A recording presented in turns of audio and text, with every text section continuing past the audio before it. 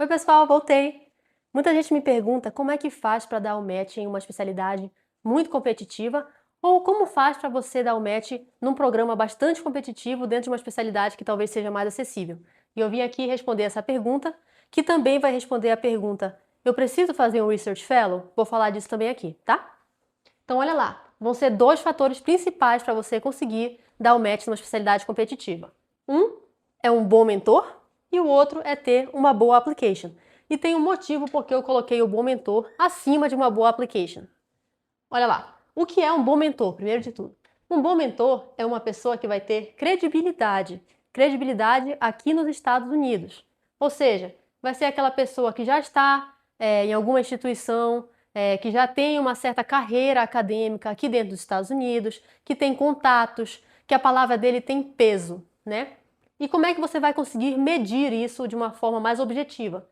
É em relação à posição que aquela pessoa tem. Assim como no Brasil nós temos professor adjunto, professor de dedicação exclusiva, enfim. Assim como nós temos isso no Brasil, nós temos isso aqui também. Então, quando uma pessoa começa a trabalhar no hospital que tem um programa acadêmico, inicialmente ela nem precisa ser considerada um professor, ela pode ter a posição de staff, ela é somente parte do grupo. Por mais que essa pessoa tenha contato com os residentes dentro do programa, ela não tem um título acadêmico, então o peso dela, da recomendação dela, ainda é mais fraco. Depois do staff, a pessoa pode iniciar a carreira acadêmica e se tornar um instructor. O instructor é o primeiro degrau. Após ele, o assistant professor é uma pessoa que está no primeiro degrauzinho, já tem uma posição acadêmica. Depois dele vem o associate professor e, por fim, o full professor.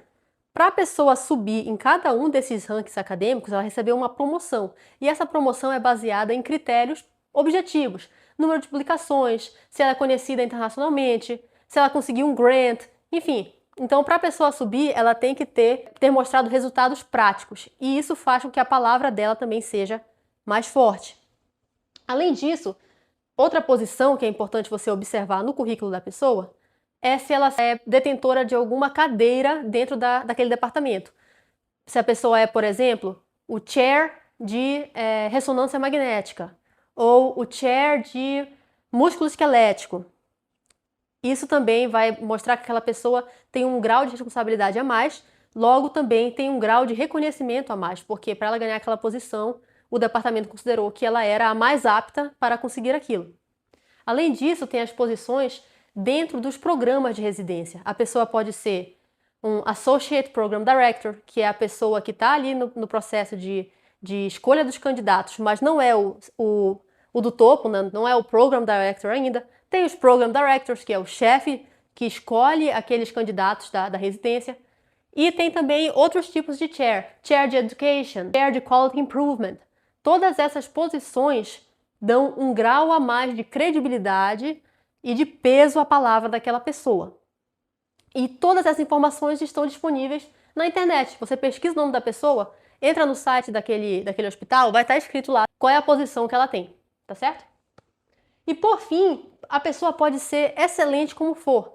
É muito importante que um bom mentor tenha tempo com você. Isso talvez seja a coisa mais crucial, porque o bom mentor vai ter que escrever uma excelente carta. E uma excelente carta tem motivos práticos e mensuráveis de por que você é um excelente candidato para aquela residência. E a única forma dele saber isso é se ele tiver esses exemplos vivendo com você.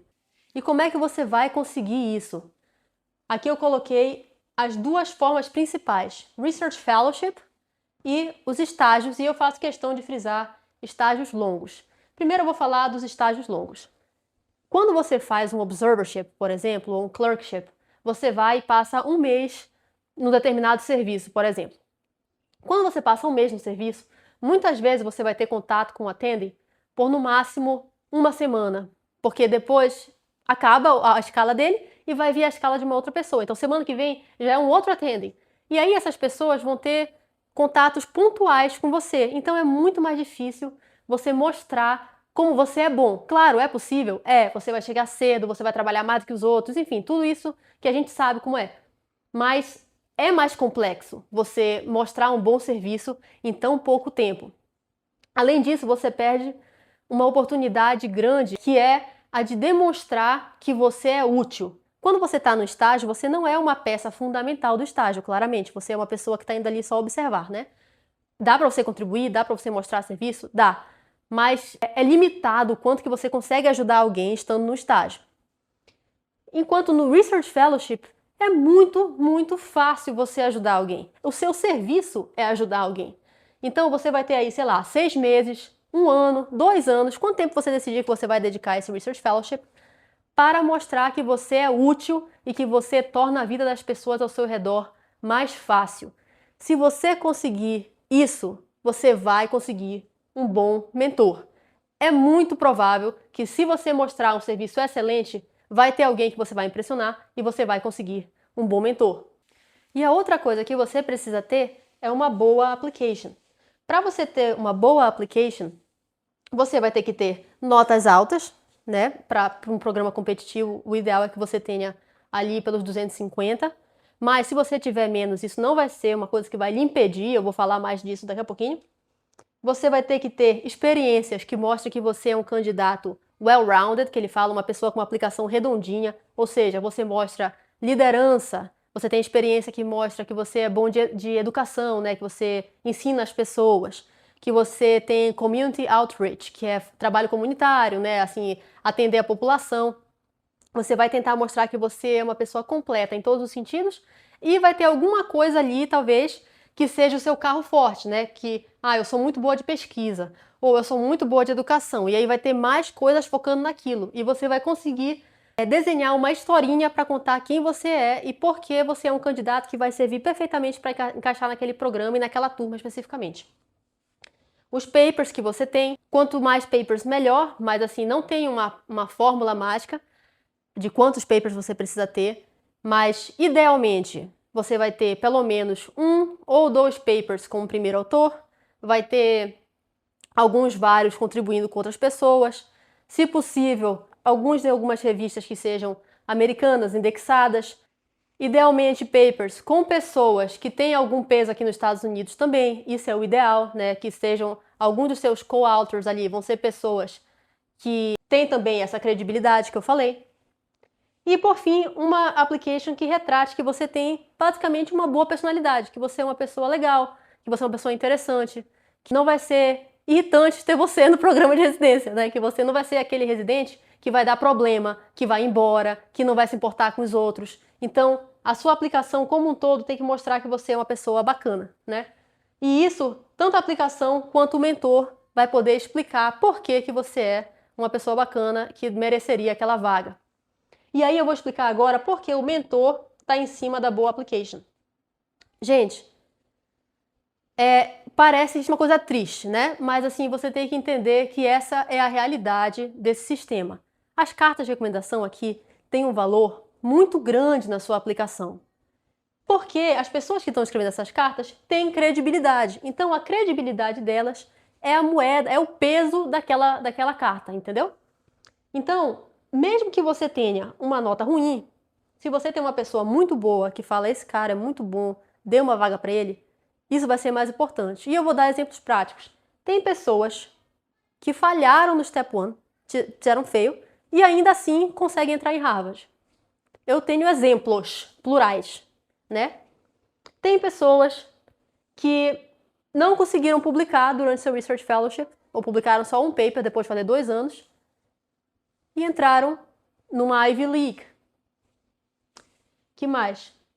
Tem pessoas que, enfim, são legais e tudo, mas não são necessariamente, né, aquela pessoa assim, esse cara é o último do pacote e tal. Não. Mas tinham um bom mentor e conseguiram um match excelente, fenomenal, entendeu? Então, isso aqui é a coisa mais importante, infelizmente. Ou não, né? Porque, veja bem, você precisa, quando você vai fazer esse processo, você precisa deixar de ser ingênuo, né? Ter um bom mentor não é assim uma questão, não é uma sacanagem, entendeu? Não é assim, essa pessoa conseguiu um bom mentor porque ela teve sorte, porque... Sim, tem um fator de sorte? Tem, com certeza. Tudo na vida tem um fator de sorte, né? Oportunidade, enfim. Mas o que faz você ter um bom mentor, geralmente é você ter uma boa aplicação. Você é uma pessoa esforçada, você é uma pessoa que tirou notas boas, você é uma pessoa que resolveu se dedicar a um Research Fellowship por anos, enfim, né? Ou por 1 ano que seja. Isso vai ser demonstrado na carta e isso vai ser demonstrado na sua application, tá certo?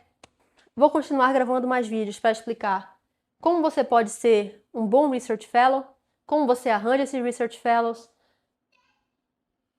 como você arranja esses Research Fellowships, o que você pode fazer nos estágios que vai fazer você ir melhor ou pior. Essa eu acho que é meio batido, a maioria das pessoas sabe. E por fim, como fazer uma boa application. Por favor, comentem aí o que mais vocês querem ouvir, que eu possa fazer de forma mais curta e fazendo esses videozinhos, tá bom? Tchau, pessoal!